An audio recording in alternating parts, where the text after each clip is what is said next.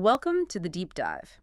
Today we're getting into someone truly fascinating, maybe one of the most contradictory figures in American history, Andrew Carnegie. Absolutely. The name itself, it conjures up libraries, concert halls, philanthropy on a massive scale. Exactly. He's the man behind the gospel of wealth, that famous idea that the super rich have a duty, a moral obligation really, to give their fortunes back for the public good. He even said, the man who dies thus rich dies disgraced. Pretty strong words. Incredibly strong. And that philosophy, it really shaped modern philanthropy. It gave this framework. Accumulate wealth first, then distribute it for noble causes. It's a model billionaires still follow, consciously or not. But here's the rub, right? That very framework, the thing that cemented his legacy, it also kind of required him to justify how we got that wealth in the first place. And that's where it gets complicated, because the methods used to amass that fortune were, well, often ruthless, financially complex, ethically murky, and sometimes, as we'll get into, downright brutal. So that's our mission today. We've got this pile of source materials, legal papers, letters, contemporary accounts, and we want to use them to look behind that polished public image. We need to dig into the psychology driving his success, maybe some of the darker truths about his early money-making schemes. And his views on work, on labor, which were, let's just say, unique for his time, and how all this set the stage for a really dramatic, really violent clash later on. It's about holding these two Carnegies in mind, isn't it? The eloquent philosopher of wealth on one side. And the shrewd, calculating insider, the bond trader, the industrial strategist, prepared for conflict on the other. The big question we're tackling is, was the gospel of wealth a genuine moral code? Or was it perhaps a brilliant, necessary justification? A way to square the circle, A way to make the methods palatable after the fact. Precisely. A way to reconcile the means with the ends. Okay, let's start at the beginning. Dunfermline, Scotland. We all know the immigrant story, rags to riches. But the sources, they suggest his path was kind of predetermined, at least in one crucial way. That's a really key point, often missed. Yes, immigrant story, but look at his family dynamics. His mother, Margaret Carnegie, she was clearly a force. A formidable woman, the accounts say. Definitely. And his uncle, George Lauder, also very influential. Now, young Andrew, maybe 10 years old, he was working, running errands, doing basic bookkeeping. But who for? For them. For his mother and uncle. Exactly. Not just general labor. He was working for them within their, let's call it, sphere of influence. And this connects to a really critical family decision. His father was a weaver, tied to the loom, right? That was the working class path. Right, the traditional path for many in Dunfermline, then. But Margaret was absolutely determined, the sources are clear on this, that Andrew was explicitly not going to be raised to the loom. So a conscious diversion. A very conscious diversion. From the outset, he was steered towards white-collar work, management, accounts, administration, even as a kid. This set him apart psychologically right from the start, from the very people, the manual laborers, he would later employ by the thousands. That's fascinating. So he wasn't rising from the working class in the same way. He was sort of rerouted around it by his family. You could definitely see it that way. And this deliberate path continues when they decide to emigrate to America. It wasn't just, oh, we're poor, let's go. It was more calculated. There was hesitation, wasn't there? They didn't jump immediately. No. Margaret considered it earlier, around 1842. But she was put off by a letter from her sister, Aunt Aitken, who was already in Allegheny City, Pennsylvania. And Aitken painted a pretty bleak picture of America at that moment. Extremely bleak, financially speaking. She described the fallout from a major national banking crisis in the early 1840s. Hard currency gold and silver was incredibly scarce. You basically couldn't get change for $1 without being forced to take goods you didn't want. Like store credit, but worse. Kind of, yeah. Low-quality merchandise instead of actual money. It was a crisis of liquidity, of trust in the whole system. Moving there seemed incredibly risky financially. Okay, so on one side, financial chaos in America. But they still went eventually. What did Aunt Aitken say that tipped the scales? What was the upside? This is the crucial part. Despite the financial mess, she drew a stark contrast with Scotland, with the old country. She admitted trade was slow, jobs were hard to find, but, and this is the kicker, she insisted, America is not to be compared with the old country, as there are very few, but can get enough to eat and to spare. So it wasn't about getting rich quick, it was about basic security. Fundamentally, yes. She pointed out that even with the unstable economy, a single day's work, if you were frugal, could buy enough food for almost a week for the family. That kind of security, just having enough food, was apparently unthinkable back in Scotland for people in their position. So they traded financial stability, or the lack thereof, in both places maybe, for the guarantee of, well, not starving. It looks that way, a Right. very pragmatic choice. Currency problems versus actual hunger. And that pragmatic, almost unsentimental calculation, it connects directly to Carnegie's later views, especially how he completely rejected the whole hard work myth. Right, the idea that success comes purely from grinding away, from endless toil, that was huge in the 19th century, wasn't it? Almost a religious virtue. It was central. The Protestant work ethic, all those success manuals telling you diligence equals reward, maybe even divine favor. Carnegie, he thought that was nonsense. And he didn't just think it, he lived it. Publicly. Oh, absolutely. He took great pride, almost boasting, about being semi-retired from his mid-30s. He'd say he only spent but a few hours to business every morning. He explicitly stated he put no credence in that core belief that success was simply the fruit of hard work. So if his immense wealth wasn't, in his view, a reward for his own hard labor, where did that leave him ethically? How did he justify it? That's the crux of it. If he'd been deeply religious, like, say, John D. Rockefeller, he might have said, "It's God's providence, God chose me." Right, divine blessing. But Carnegie wasn't religious in that way. He didn't believe in a supreme being handing out riches. So if it's not hard work and it's not God, what is it? It leaves this gap, this moral vacuum. Why me? Why do I have all this? And that vacuum, you're saying, is what the Gospel of Wealth was ultimately designed to fill years later. It had to. He needed a powerful justification, a philosophy that wasn't about rewarding his effort, which he openly downplayed, but about legitimizing his role as a manager, a steward of vast resources acquired through other means. It means that involves strategy, timing, maybe being smarter or shrewder than the next guy. Exactly. And that required a philosophy that could turn what often looked like ruthlessness into a kind of civic virtue.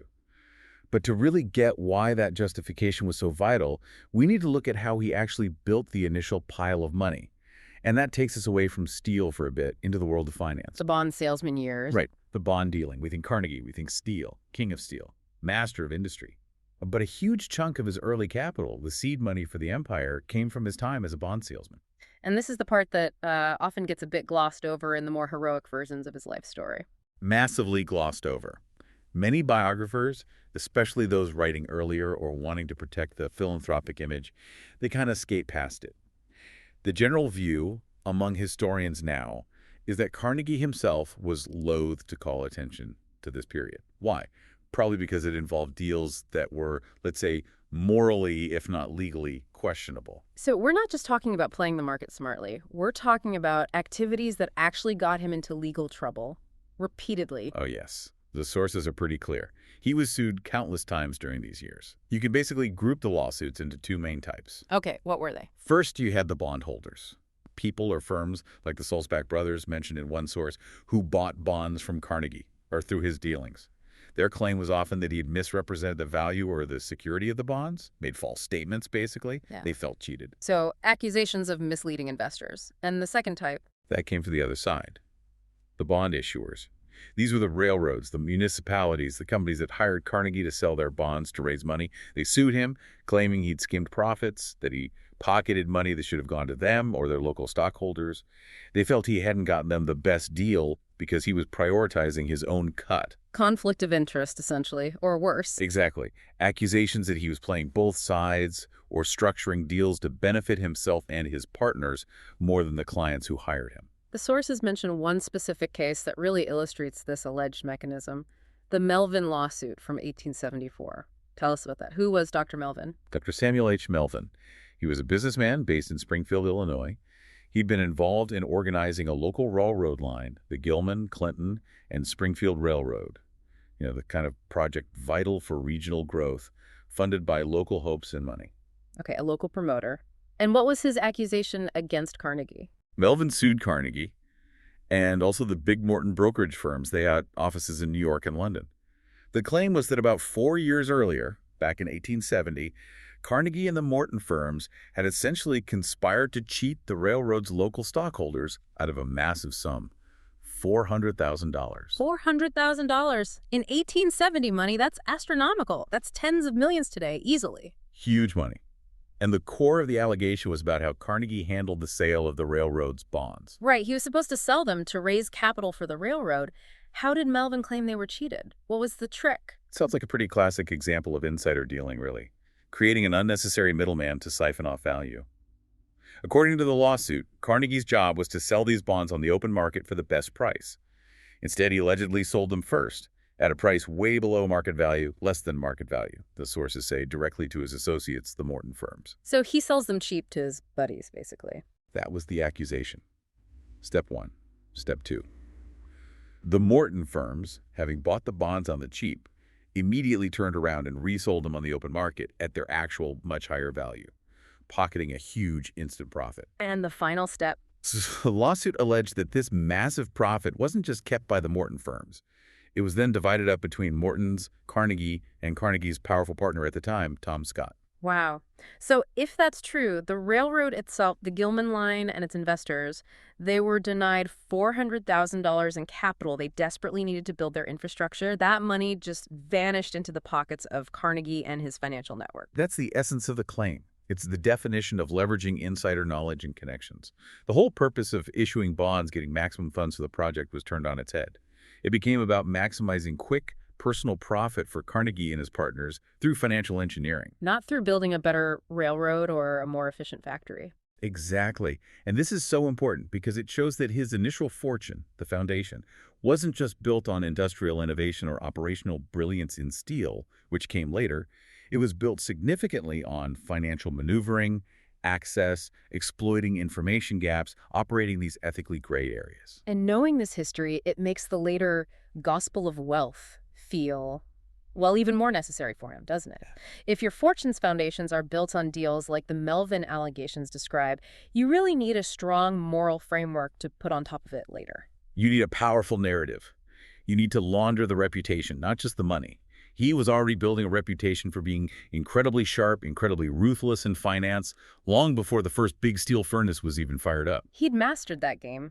But as you said, he wasn't the only one playing it that way. To really get Carnegie, we have to look at the bigger picture, the whole environment he was operating in. The age of the robber barons, or monopoly capitalism, whatever you want to call it, it was a brutal landscape. Right. So Carnegie's sharp practices in finance, while maybe eyebrow-raising, weren't happening in isolation. This was the Gilded Age. It was defined by what economists now call monopoly capitalism. And the defining feature was that the biggest players weren't trying to compete fairly, they were actively trying to eliminate competition. Absolutely. And the master of this, the ultimate example, was John D. Rockefeller with Standard Oil. He, like Carnegie, also needed a way to justify his dominance. The sources say Rockefeller openly mocked people, academic enthusiasts, and sentimentalists, he called them, who thought business should follow polite, competitive rules. Why did they feel competition was bad? Wasn't that the whole point of American capitalism? Well, from their perspective, the economy was just too wild, too unstable. You had these boom and bust cycles, constant recessions, price deflation.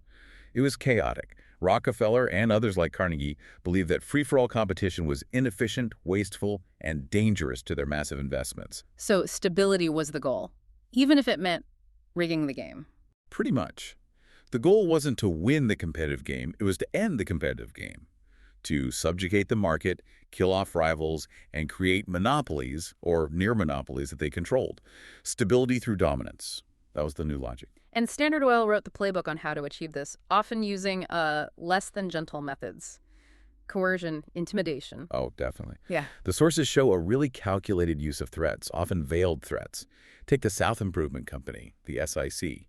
This was a scheme to get secret, preferential railroad rates that would crush competitors. Rockefeller would publicly deny ever mentioning the SIC when negotiating to buy out a rival. Plausible deniability. Exactly. But the timing of his buyout offers, often coinciding with rumors about the SIC spreading, strongly suggested it was a key factor. The threat hung in the air, even as unspoken. How did that actually work on the ground? How did they pressure competitors? It was often about creating panic. A chorus of terrifying rumors, as one source puts it. Look at J.W. Fawcett, one of the rival oil refiners. He recounted how they were basically told straight up. Standard Oil had the railroads in a position where they would control the rates. So the message was, we control your costs. We can bankrupt you whenever we want. That's the implicit threat. It's not physical violence, it's financial annihilation. If Standard Oil can get cheap transport and you can't, you're dead in the water. You can't get crude oil reliably. You can't ship your product affordably. And Fawcett's description of the reaction is telling. Did people try to fight back? According to Fawcett, the fear was overwhelming. He said that because of these rumors of destructive competition and the chokehold on transport, refiners fell over each other, trying to sell out to Standard Oil as fast as possible. He lamented that if they just stuck together, resisted the pressure, Standard Oil might never have become so dominant. But the fear was too great. That paints a picture of a really predatory environment. And it gives context for Carnegie's own actions later. If this is the world you're in, well, maybe you adopt similar tactics. You have to understand the rules of the game as they were being played. And perhaps the most dramatic example of these rules in action was Rockefeller deciding to take on the biggest railroad powerhouse of the time, the Pennsylvania Railroad, run by Tom Scott.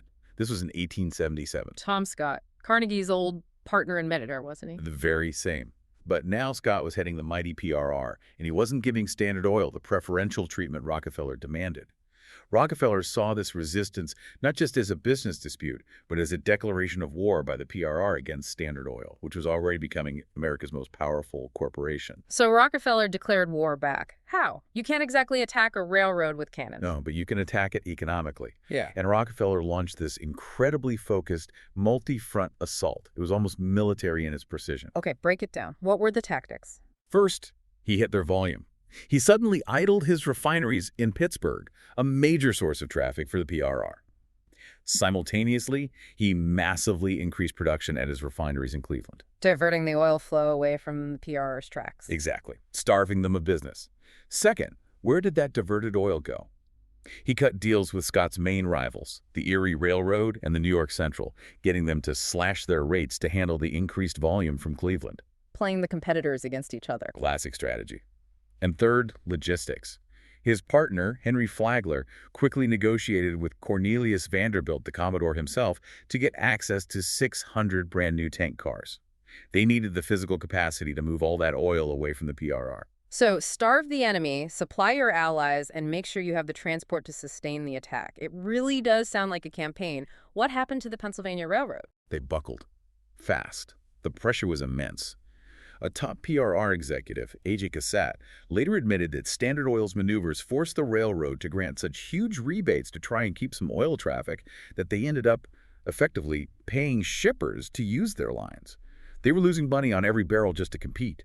Rockefeller had brought the most powerful railroad in America to its knees. That is an incredible display of calculated economic power. It really sets the stage. If that's how the biggest players operated, you can see how Carnegie might feel justified in his own aggressive moves, both in finance and later in steel. It was the era of industrial warfare. And interestingly, the sources offer a little contrast here with the old Commodore Vanderbilt himself. His view on wealth was simpler, more dynastic. How so? His main goal was just keeping the family fortune intact, passing the bulk of it to the sons he thought were capable, William H. and George. Less for the daughters, less for his other son, Cornel.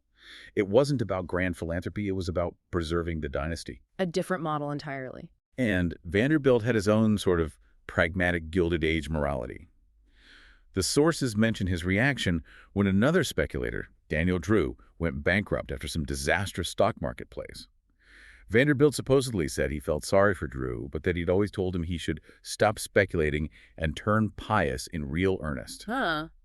So the options were win ruthlessly at speculation or give up and find religion. Seems to be the implication. If you can't hack the brutal game, retreat into piety. But Carnegie, he wasn't particularly pious and he loved the game. He couldn't take Vanderbilt's turn pious as exit ramp. He had to create his own justification. The gospel of wealth. The gospel of wealth. But first, he had to consolidate the empire he'd built.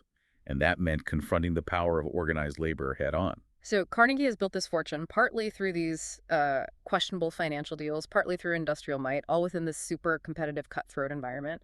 Now the focus shifts to protecting and controlling that empire, especially the steel mills, and that inevitably leads to conflict with his workers. Right. And the stage is set for Homestead, the most infamous clash.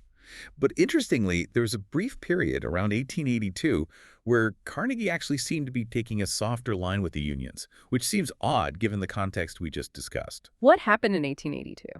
He had actually accepted the terms proposed by the main union, the Amalgamated Association of Iron and Steel Workers, for his mills in Pittsburgh.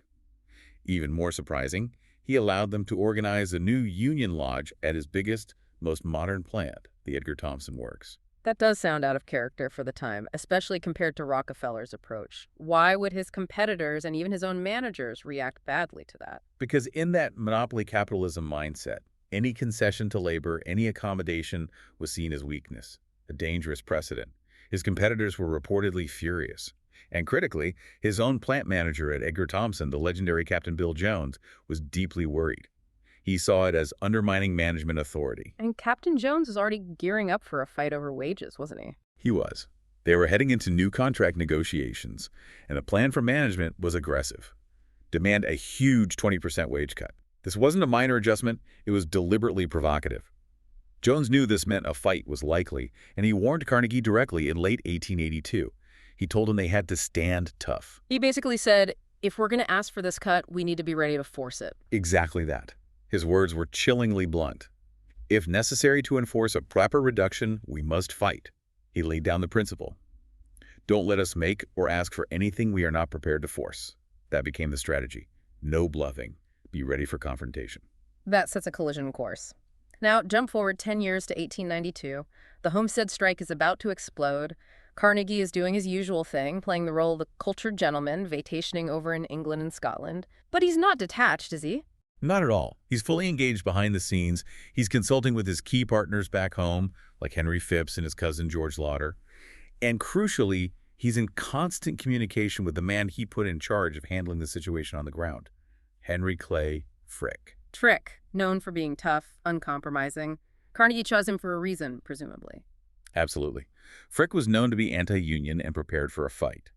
Carnegie later admitted, looking back at the initial plans Frick sent him, that his own excitement at taking on the amalgamated had gotten the better of him.